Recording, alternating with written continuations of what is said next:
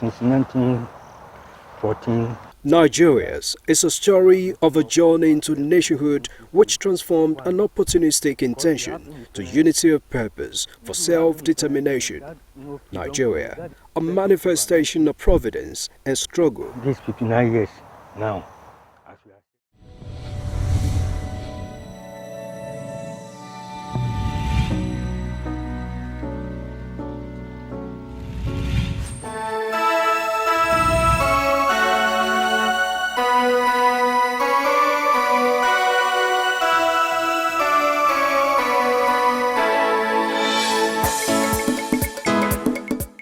Nigeria appreciate the advantages which the size of our country and of its population give us. So it makes no difference to me whether it's Sadauna or Balewa or Chief Awolo or myself will become the first Prime Minister. So long as Nigeria is free, I'll be satisfied. The peoples of Nigeria must at the same time be guaranteed their freedom.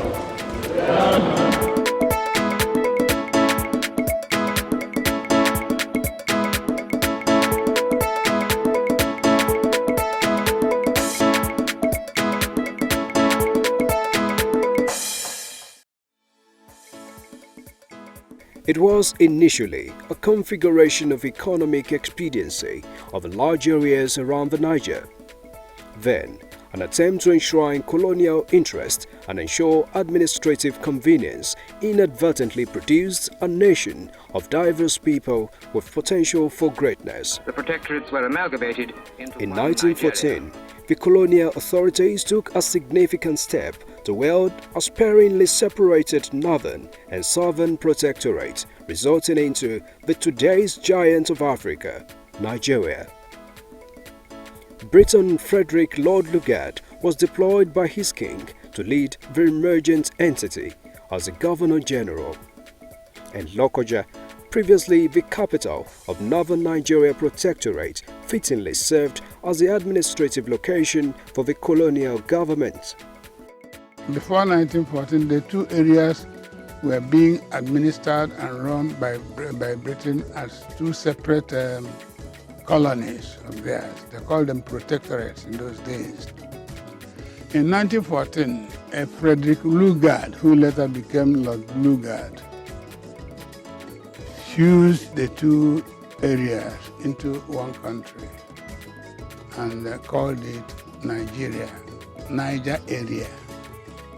The word Nigeria was coined from Niger area, and it was suggested by his secretary, who later became his wife.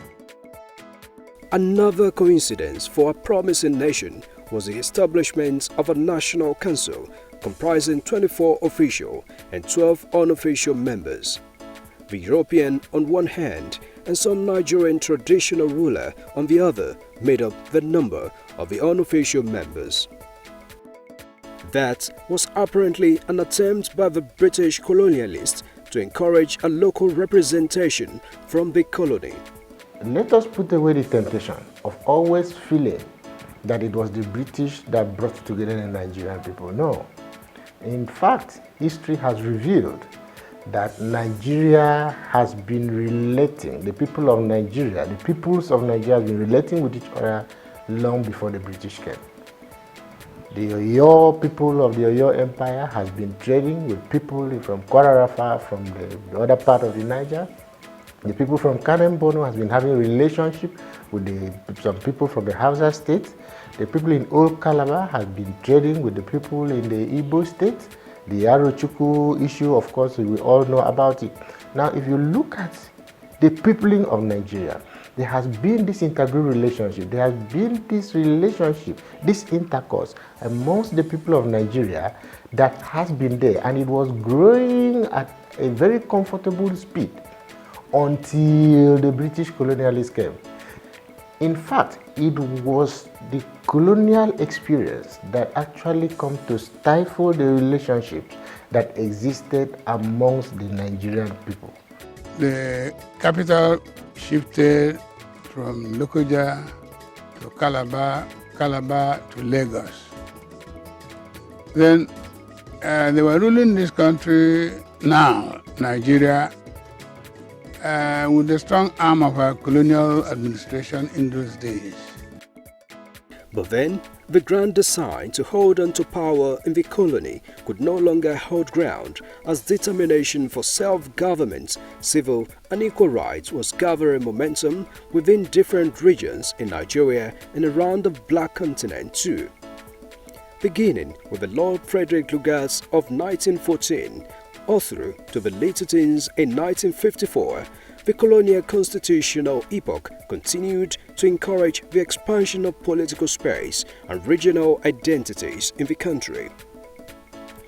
The National Council for Nigeria and Cameroons, which later became the National Council of Nigerian Citizens (NCNC), was at the forefront of a struggle for emancipation of the then 20 million Nigerian people from the shackles of colonialism.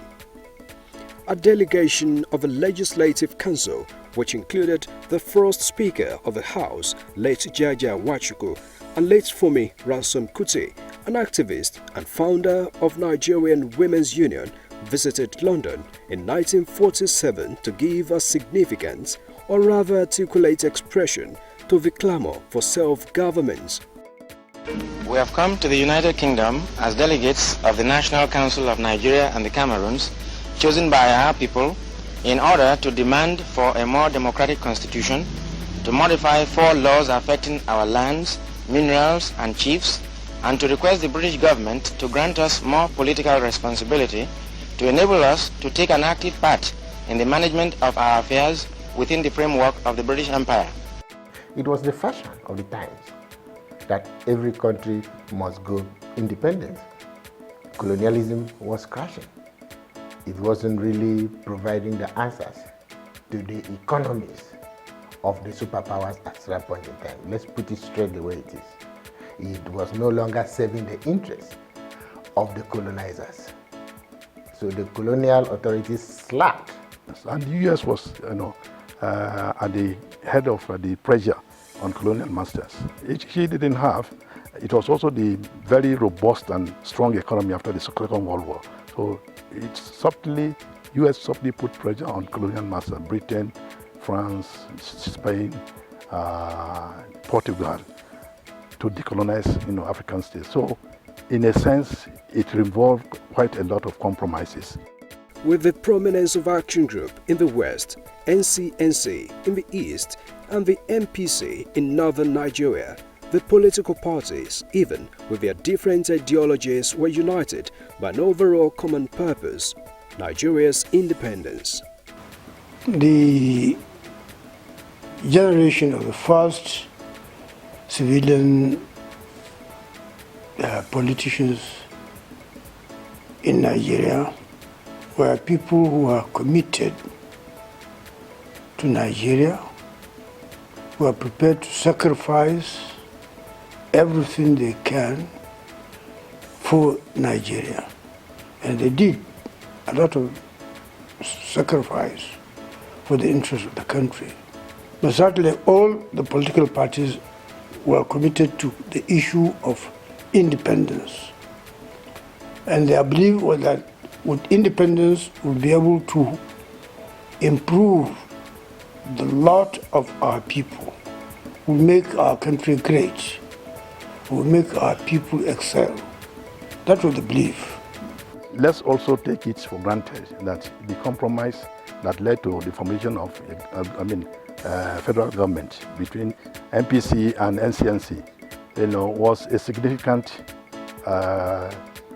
development, in the sense that probably if these two parties did not agree to form government, it would probably have given the colonial masters, an excuse to delay independence.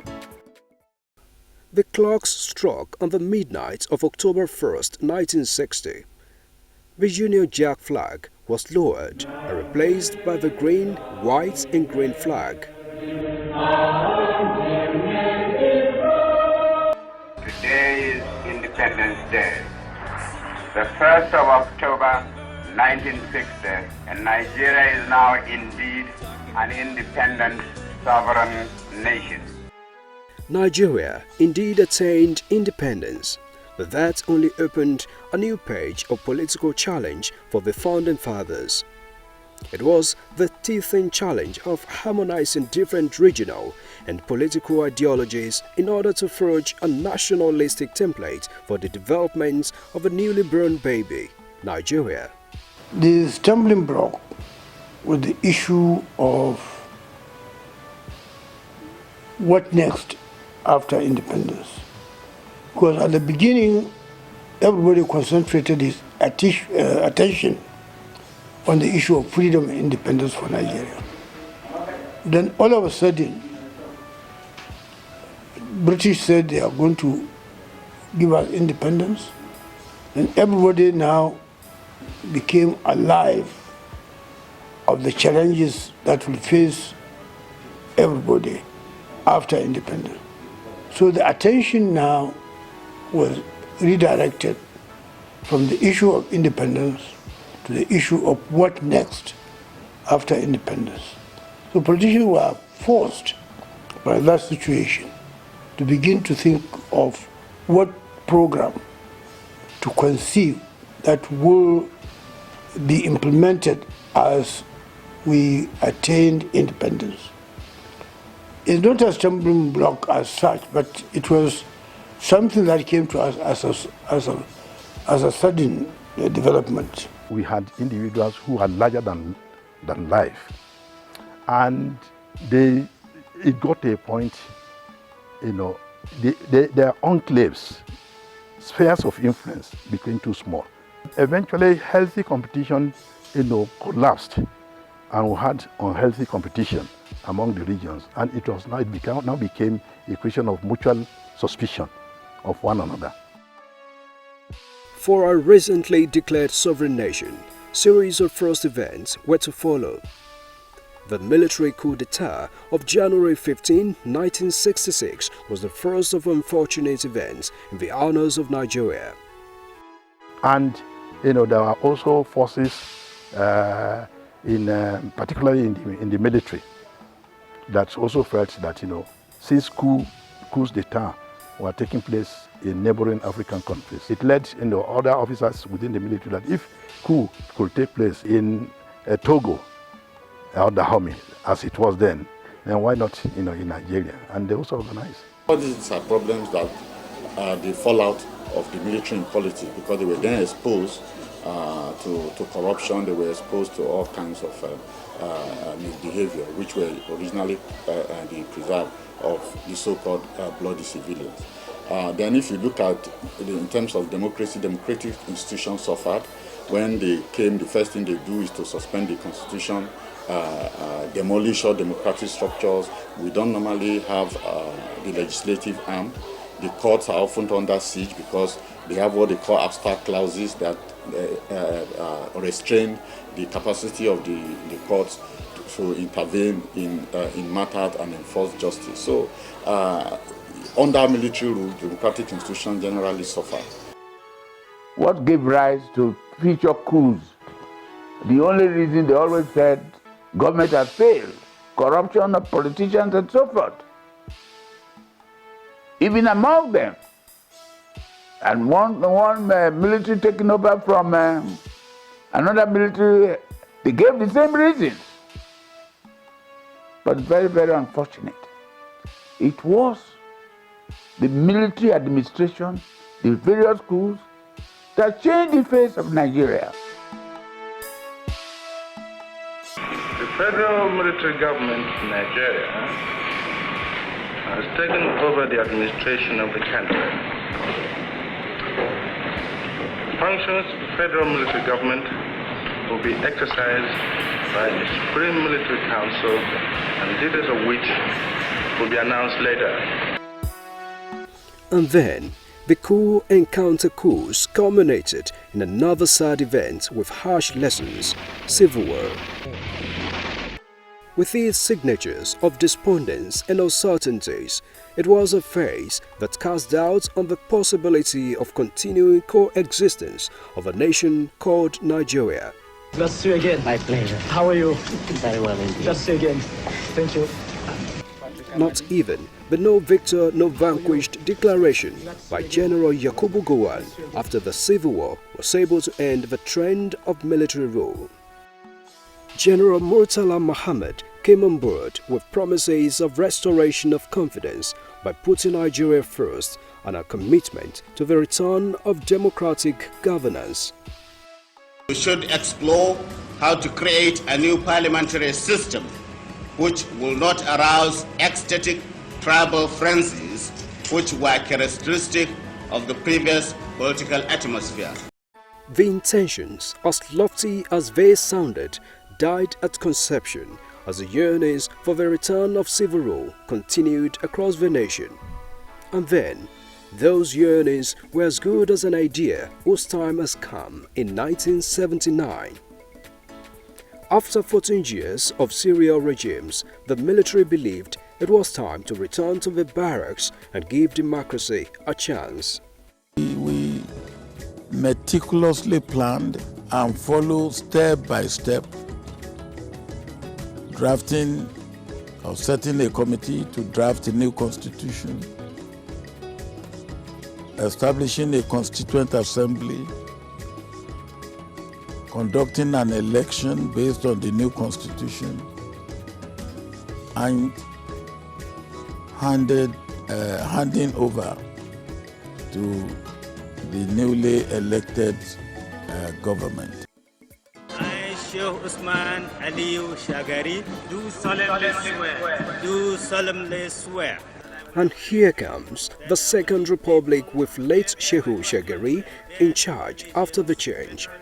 However, the democratic rule could not replicate itself before the country was returned to the old order. The military stepped in yet again. With public apathy, albeit to the rhythm, the chorus again was promises of a better Nigeria. One military regime came after the other without people's mandate until another date in 1991 gave another glimpse of hope for democratic dispensation. The seed for a third republic germinated but never reared its head to see the light of the day.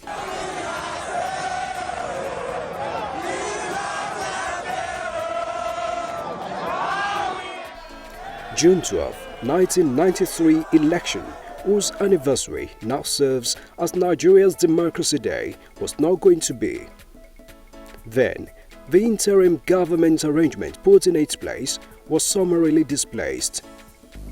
This regime will be firm, humane and decisive. We will not condone nor tolerate any act of indiscipline. Any attempt to test our will be decisively dealt with. It was the same rhetoric Nigerians were used to, an iron fist in a glove. But this time, the pro-democracy activists and politicians, as well as civil society groups, had run out of patience, with many literally prepared to stare down the barrel. That cycle bowed to nature. And it was inevitable that the new helmsman only thought of swimming with the tide of change already initiated by the people. Nigeria was at crossroads. There is a lot of agitation by the politicians and also by the generality of Nigerians yearning for democracy. One of the biggest lessons is, one, if you are swimming, as much as possible, don't swim against the current. At that particular time, the current running in Nigeria was everybody was yearning for democracy. And the military was getting a little bit divided. So we must learn from that fact that always as a leader, listen to the yearning of the people you are leading and try as much as possible to implement what is implementable. The world watched as Nigeria's ship of state glided closer to its democratic coast. At last, another season of civil rule had begun. The seeming impossibility is now a reality. A new captain, this time in flowing robes. As your president to head a democratic civilian administration, Nigeria's Fourth Republic has witnessed 20 years of uninterrupted democratic rule for the first time in the history of a 59-year-old nation.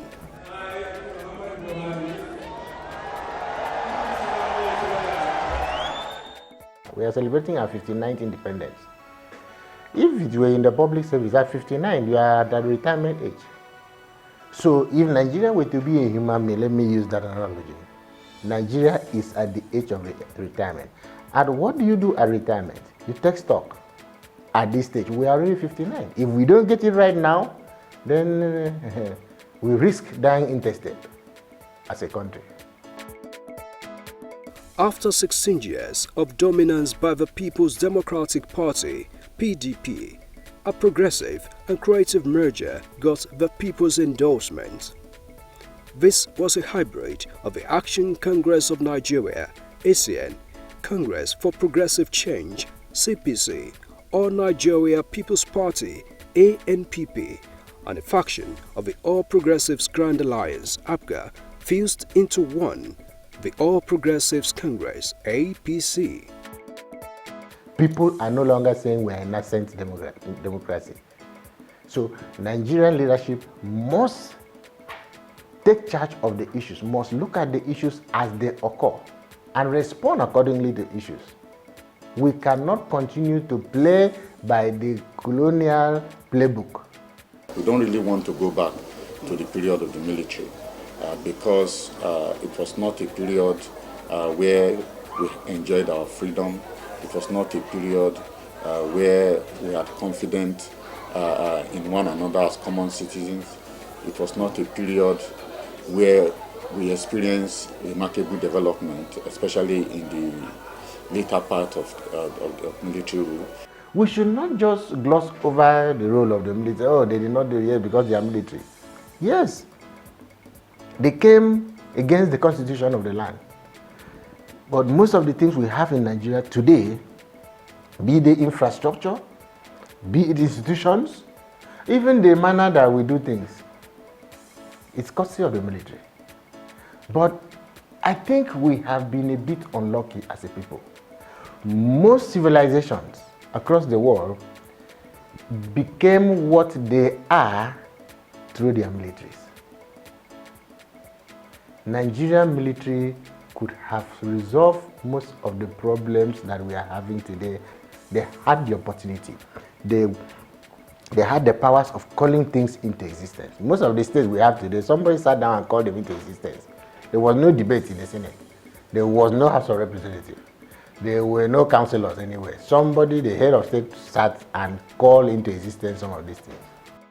With the history of a country oscillating between civil and military dispensations, which have helped shape its status, an amalgam of toil and hope, the future now throws up its questions with current realities of the nation's quest to shed its toga of a sleeping giant.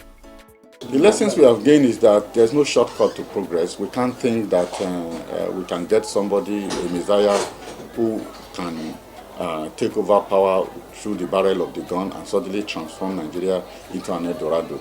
We must work through democratic institutions, respect due process, and painstakingly do our part in ensuring that democracy thrives. The way forward in this country, we have come so far, 59 years old now. We should put Nigeria first in whatever we are doing. Whether you are Yoruba, whether you are Hausa, you are Fulani, you are Igbo, you are Ijoman, Idoma, Tiv, Kanuri, we are all one. Yoruba, we are all one. Once we have agreed to come together in 1914, let us treat ourselves equal citizens. Let's love ourselves. No one should try to dominate the other. That's the Nigeria we all want.